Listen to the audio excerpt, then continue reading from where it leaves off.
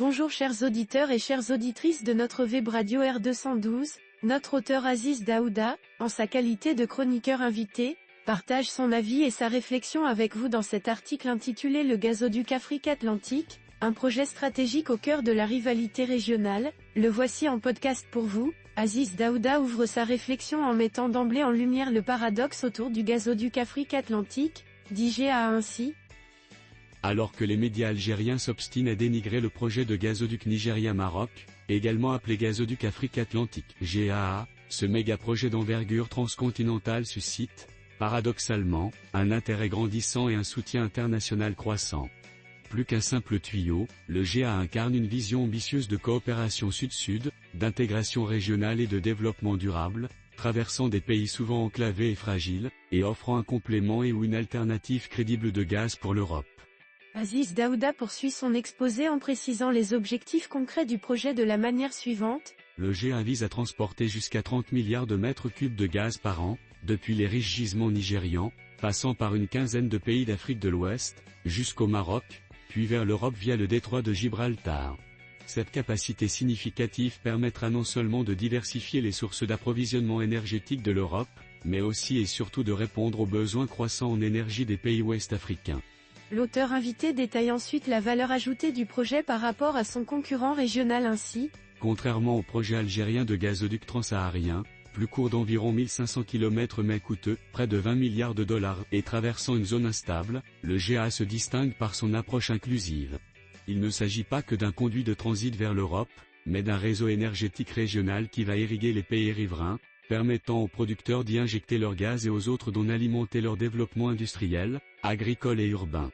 Aziz Daouda approfondit alors la dimension géopolitique et solidaire du projet de cette manière. Le GAA s'inscrit dans une logique de coopération sud-sud, fondée sur la solidarité, le partage d'expertise et la complémentarité économique. En traversant des pays souvent enclavés, le gazoduc contribuera à réduire leur isolement énergétique, à renforcer leurs infrastructures et à stimuler leur croissance économique. Il met ensuite l'accent sur le tracé choisi et ses implications régionales. Le choix d'un tracé majoritairement offshore jusqu'à Darla, puis 11 heures le long de la côte atlantique marocaine, illustre la volonté d'intégrer pleinement la région sahélo-saharienne dans un corridor énergétique moderne. Darla, qui deviendra un hub portuaire, industriel et logistique majeur, est appelé à jouer un rôle central dans cette dynamique, favorisant la création d'emplois, l'essor des activités industrielles et la diversification économique, point fort et atout majeur de la vision marocaine. Dans un ton comparatif, le chroniqueur invité revient sur la perception algérienne du projet. L'Algérie quant à elle, le perçoit comme une menace directe à sa position dominante dans le secteur énergétique régional.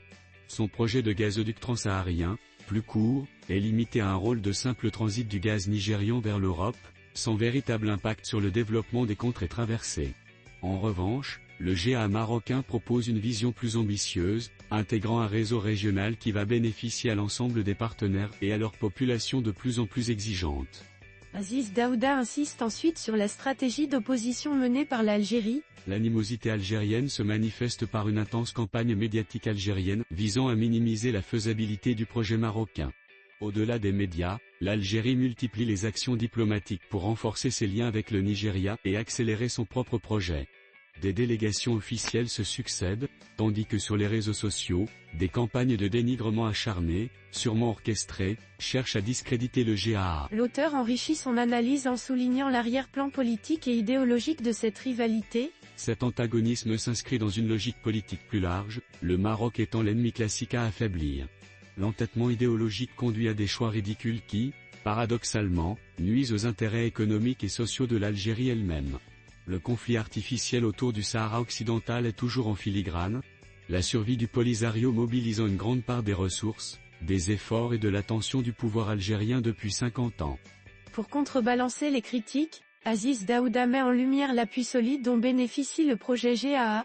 Contrairement aux affirmations algériennes, le GAA bénéficie d'un soutien solide de la part d'institutions financières et d'investisseurs importants. Les Émirats Arabes Unis, 25 milliards de dollars, la Banque islamique de développement, la Banque européenne d'investissement, le Fonds de l'OPEP pour le développement international, ainsi que les USA, ont manifesté leur intérêt et leur engagement dans le projet. Il illustre ensuite la dimension concrète du projet sur le terrain industriel. Sur le plan industriel, le groupe chinois Jinji a déjà remporté le contrat des conduites métalliques, témoignant de la dimension internationale et industrielle du projet. Cette implication d'acteurs mondiaux renforce la crédibilité technique et financière du GAA et consolide l'adhésion à la volonté de faire de la région un pôle de développement et non plus un pourvoyeur d'immigration et de déplacement forcé des populations. Le chroniqueur invité apporte des précisions sur l'avancement du projet. Le projet marocain est divisé en plusieurs phases, avec des études de faisabilité, d'ingénierie de base et environnementale, achevées ou en cours. Un appel d'offres est prévu afin d'accélérer la construction, avec une mise en service des premiers tronçons envisagés dès 2029. Puis il élargit le propos en soulignant les enjeux sociaux et humains du projet. Au-delà des enjeux énergétiques, le GAA s'inscrit dans une stratégie plus large de développement durable, de réduction de la pauvreté énergétique, de la pauvreté tout court et de renforcement de la stabilité régionale.